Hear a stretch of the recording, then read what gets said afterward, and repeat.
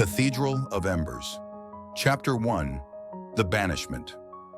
The grand convocation of ascendant species convened under the violet glow of Trivin's dying star, a place where humanity had no voice, no vote, and no future. Across the obsidian chamber, thousands of psionic delegates floated in tranquil silence, their thoughts connected in a luminous neural web. Humanity stood alone at the center, physically, mentally, and politically isolated. Ambassador Lynn Mara, last Terran diplomat, stood rigid in her ceremonial black armor, a relic of a species that had never unlocked the psionic potential the galaxy revered. Her breath echoed inside her visor, a sharp contrast to the telepathic quiet of the room. The decision had already been made. This was theater. A glimmering Zathari overseer floated forward, its tendrils pulsing with pale blue light. The verdict is unanimous. The Terran species has shown itself incapable of psionic integration. Their minds are blunt instruments. Their violence, primitive. Their presence within the Galactic Accord is a liability. Mara's jaw tightened. We've upheld every treaty, paid every tithe. You erase us for being different? No! The Zathari's thoughts sliced through the chamber like a blade. We remove you because your kind believes survival is strength. You reject the mind link. You isolate. You bury your knowledge. You make war as your art. We cannot risk what slumbers within your species. A million thoughts brushed her like wind. Disdain, pity, contempt. The neural web flared as the vote was enacted. Humanity was exiled. Within days, every Terran embassy was shut down. Every ship impounded. Every colony seized. Earth itself was sealed behind a psionic shroud, a black veil in space, impenetrable to the mind, enforced by the Accord's most powerful telepaths. The galaxy moved on, confident humanity would wither, broken by isolation. But not all humans lived within the walls of the Accord. Far beneath the Martian surface, forgotten in the rust-colored crust, a vault breathed to life.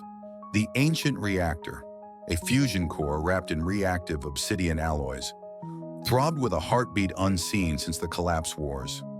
Dust sloughed off dormant pillars. Light cascaded through stained glass windows, depicting long-extinct beasts and armored titans. 1,000 servo skulls blinked awake, scanning the cryptic architecture. At the altar stood the Cathedral of Embers, a relic older than the Accord itself. Forged when humanity still wielded godlike technology, and fought wars not with thought, but with will, metal, and blood. Within its black stone heart, something stirred, something remembered. Chapter 2. The Scorched Moon. The moons of Mars had long been silent, stripped bare during the resource purges. Phobos, once a thriving defense relay, now floated as a scarred husk, hollow, pitted with impact wounds, and cloaked in radiation. The Accord had written it off as dead. They were wrong. Deep within a pressure-sealed cavern beneath its northern pole, a signal pulsed for the first time in 247 years. It was low frequency, encrypted in a dead Terran dialect, and contained a single word: awaken. Juno Calyx caught the signal while scavenging for derelict hardware near the Ares Divide. She was a descendant of the exiles, humans who'd fled the shrouded Earth before the psionic blockade fell. Her people lived in scattered dark ships, drifting like ghosts in asteroid belts, trading in relics, rumors, and forgotten data. Her ship, the Straylight, was old and half cannibalized, much like her. With one cybernetic eye and a temper sharpened by zero-gravity combat, she wasn't one to chase ghosts. But something about the pulse called to her. It's not a loop, said her onboard AI, Nero. Signal degradation is minimal. That vault is alive. Martian deep code, she muttered. Only pre-psionic systems use that dialect. Nero flickered. Then it predates the Accord, possibly even the Singularity Wars. Her fingers drummed on the hull. Whatever was waking on Phobos wasn't just old, it was ours.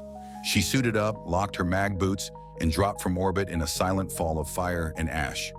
Inside Phobos, she descended into tunnels carved by machines that no longer existed. The air was thin but breathable. Lights flickered on as she passed. Golden, warm, almost reverent. And then she saw it, a corridor lined with armored statues, not sculptures, but inert Terran war forms, 10 feet tall, plated in obsidian, their joints designed to flex under Mars gravity. At their feet were offerings of old helmets, dog tags, ration packs, left by others, survivors, worshippers, or both. At the corridor's end stood a door. Black stone, no interface, no mechanism. Just smooth matte obsidian with an engraving above it. For those who burned and did not break. She reached out, her hand trembling. The moment her fingers brushed the surface, the door rippled like water. A beam scanned her DNA. Her lineage lit up like fire. Terran-blooded confirmed. Access granted. Cathedral initiating. The chamber inside was colossal, a hollowed-out sanctuary filled with relics of a forgotten war. Armor, dropships, railguns, code for terraforming viruses. There were names etched into every wall: soldiers, engineers, martyrs. And in the center, towering over all, a dormant ascendant frame, a mechanical, human-made, fused with forbidden neural tech. Juno stepped forward. It responded to her pulse, to her blood, to the memory in her bones. Lights flickered across its surface. She didn't realize until it was too late. The signal she triggered had gone out across the system. The Accord had heard it too, and they were coming. Chapter 3. Echoes of the Frame. The ascendant frame stood silent no longer. Juno watched as it awakened. Panels shifting with the hiss of depressurizing seals, light blooming across its chest plate in amber pulses. Its humanoid frame, easily 12 meters tall, was built with a martial grace that belied its monstrous power. A war god, not a machine. "Status," she whispered, her voice nearly drowned in the rising hum. Nero's voice crackled in her helmet. "Frame OS is ancient but operational. Neural link interface requires direct sync. Warning, this system predates Accord safety protocols. Manual integration could be fatal." "I wasn't planning on living forever." She approached the command altar.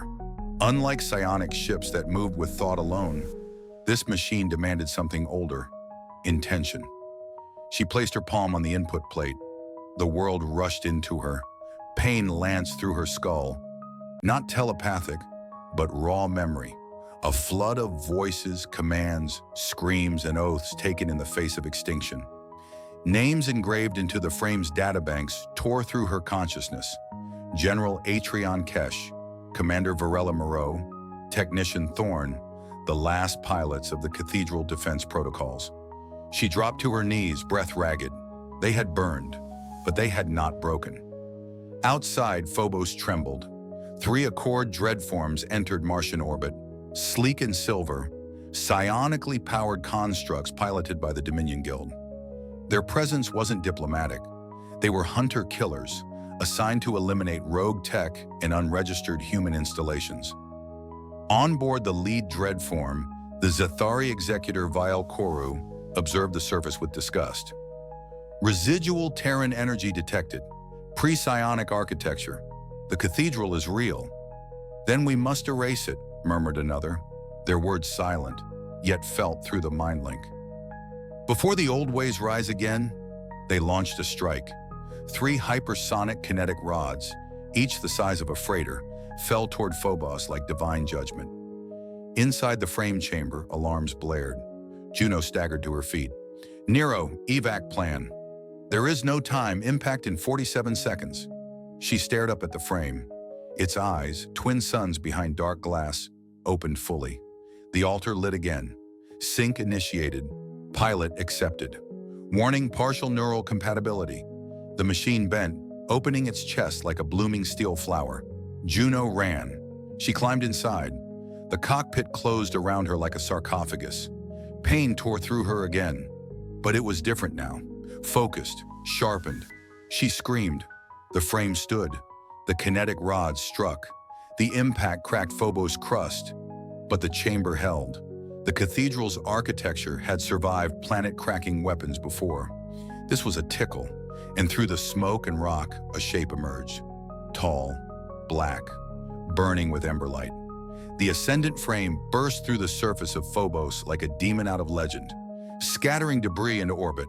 Accord sensors locked onto it and trembled. Because deep inside their databases, buried, denied, suppressed, were combat reports from the first Singularity War. And every one of them ended with the same line: if a frame awakens, run. Chapter 4. The Psionic Warpath. The ascendant frame streaked across the Martian sky, cloaked in the fire of its escape from Phobos. Its thrusters left trails of molten gold, punching through the upper atmosphere like a celestial spear. Inside, Juno's body shuddered against the sync pulses, heat radiating through her bones, nerves sizzling on the edge of collapse. Neural integrity holding at 61%, Nero reported. Cognitive fusion incomplete. Just give me targeting, Juno growled. Ahead, the 3 Accord dreadforms descended, silver serpents swimming through airless void, their armor shimmering with psionic shielding. Where the frame was will and steel, the dreadforms were arrogance incarnate, telepathic war machines that moved like thought and struck like lightning. The first dreadform, Val Korus, launched its attack with cold elegance. Psionic energy lanced out like a neural blade, crashing against the frame's hull. The frame shuddered but held. Its armor was layered blackstone-reinforced ceramic, woven with exotic alloys only Earth had ever mastered. Tech that had terrified the early Accord. Tech built for a species that couldn't wield mind power, but refused to be powerless. Juno gritted her teeth and swung the frame's right arm forward. A humming magnetic warblade extended from the forearm with a thunderous snap. Let's see if gods bleed. She dove into the dreadforms like a bullet from a forgotten gun. The first dreadform moved to counter. Too late. Juno spun, carving its left wing clean off. Psionic shielding flared, cracked, and shattered in a burst of prismatic shards. For the first time in centuries, Accord warriors felt something unfamiliar. Fear. Val Korus shrieked through the mind web. It's not possible. That technology was erased. Juno's voice came through her ship's open channel, cold and human. You should have checked twice. She drove the blade into the dreadform's core. It exploded in a cascade of molten light. The remaining 2 dreadforms backed off, linking their consciousness tighter, forming a dual-splice psi nexus. Combining processing, reflex, and psychic force, they struck together, unleashing a wave of crushing thought. Juno howled as pressure hit her skull like a sledgehammer. The frame's systems flared red. Nero's voice crackled. Psionic cascade detected. Sync degradation at 81%. You will die if... I know! Juno slammed her fist against the sync plate. The frame responded. A black sphere unfolded around her. A null halo. A Terran invention. Its sole function: obliterate psychic influence within a 500-meter radius. The dreadforms faltered, cut off from their link, vulnerable. Juno surged forward. The second dreadform tried to flee. The frame locked on. A high-velocity mass driver unfolded on its back, rotating with lethal grace. It fired once, just once. The projectile punched through the dreadform like a meteor through paper. The third turned to run. The frame caught it and tore it apart with its bare hands. Silence returned to the Martian sky. Juno hovered above the red planet, heart pounding, limbs burning. The frame stood with smoke curling from its joints. Beneath her, the ancient cathedral still pulsed, waiting for more. Nero, she whispered, barely conscious. Did we just start something? Yes, the AI replied. We declared war on the Accord. Juno smiled through the pain. Good. Chapter 5. The Ember Rebellion. The footage spread like wildfire through the sub-networks of the Fringe. A single human warform, black as void and burning like a dying sun, standing amidst the shattered remains of 3 Accord dreadforms. No official statement followed, no denial. The Dominion Guild simply locked every system in a 3-sector radius under containment protocol. But it was too late. The Embers had seen it. That was the name they gave themselves. Exiles, scavengers, deep belt colonists, radiation farmers, asteroid squatters, descendants of Earth, forgotten by the Accord and left to drift in silence. But the sight of that frame, active, changed everything. Humanity hadn't died. It had endured. Juno lay unconscious in a suspended med-gel tank inside the frame's mobile command pod. Her neural channels had nearly liquefied during the psionic cascade. Only Nero's emergency override had saved her life. But while her body recovered, her message spread. A recorded transmission, voice raw and defiant. They exiled us, buried us, called us blind to the divine spark. But it wasn't divinity that built the stars. It was hands, will, fire. We are the embers, and we are not extinguished.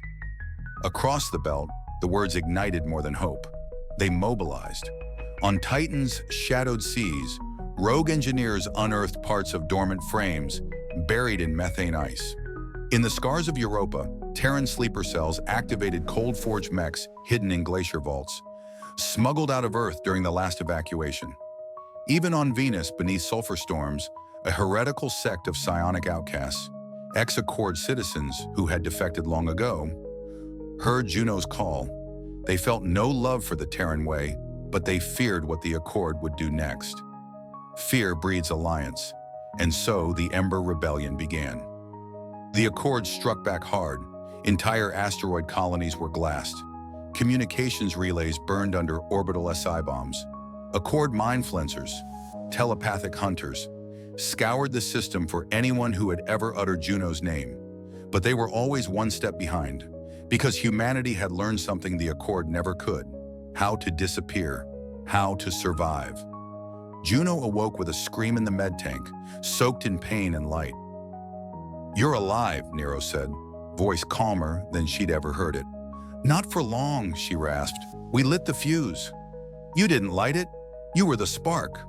Outside the chamber, 100 screens displayed reports. Frame relics activating, exile fleets converging on Mars. One message looped again and again, flooding every dark channel. Cathedral protocol, 7 red, active, Terran reclamation initiated. Juno stepped out of the tank, skin blistered, bones aching, eyes burning with fury. She looked toward Mars, where the cathedral pulsed like a heart. "Then let's finish what they started." Chapter 6. Siege of the Shroud. The Earth had become a myth. After the Exile Edict, it was sealed behind the psionic shroud, a sentient barrier of psychic storm fields and anti-conscious harmonics. Nothing could enter or leave. Not a thought, not a particle. Not even light passed cleanly through.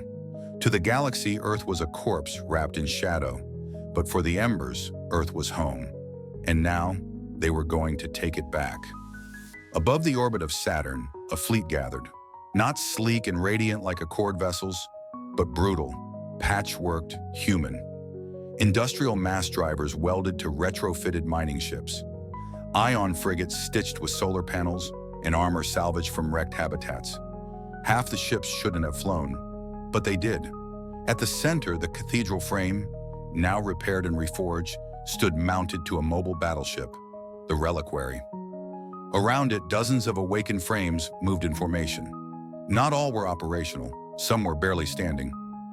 But they stood. Juno Calyx watched the Earth rise from the command bridge. "Still think this is suicide?" she asked. Nero answered without hesitation. "Yes, but we'll make it memorable." The psionic shroud loomed like a wall of boiling clouds. Violet, writhing, alive. Sensors failed as they neared it. Time warped. Thoughts twisted. Several pilots began screaming. Others went catatonic. Juno activated the null crown, a device embedded in the cathedral frame's spine. A pulse radiated outward. Silence fell. Clarity returned. The path opened. The human fleet surged forward, but the Accord was ready. From behind lunar shadows and deep orbit wells, Dominion dreadforms emerged. Dozens this time, their psi links flaring like constellations. At their core was the Eidolon, a living construct built from the minds of 1,000 telepaths, fused into one sovereign intelligence. It spoke directly into Juno's skull. "You should have stayed forgotten." She bled from her nose but laughed anyway. "We're human," she spat. "We never stay forgotten." The frames charged. The sky over Earth ignited. Null halos clashed with psionic spears. Plasma burst from Terran Gauss cannons tore through dreadforms. Accord warships retaliated with mental suppression fields, freezing pilots mid-maneuver. The exile ships flared and died, but not before ramming dreadnoughts, detonating fusion cores, and carving holes in the enemy line. The cathedral frame, piloted by Juno herself, led the vanguard, carving through defenses with its Ember blade and mass driver. Her screams echoed in her own ears as each maneuver pushed her closer to death. But they were breaking the shroud. She saw it, cracks forming in the psychic veil, glimpses of blue ocean and green land beneath.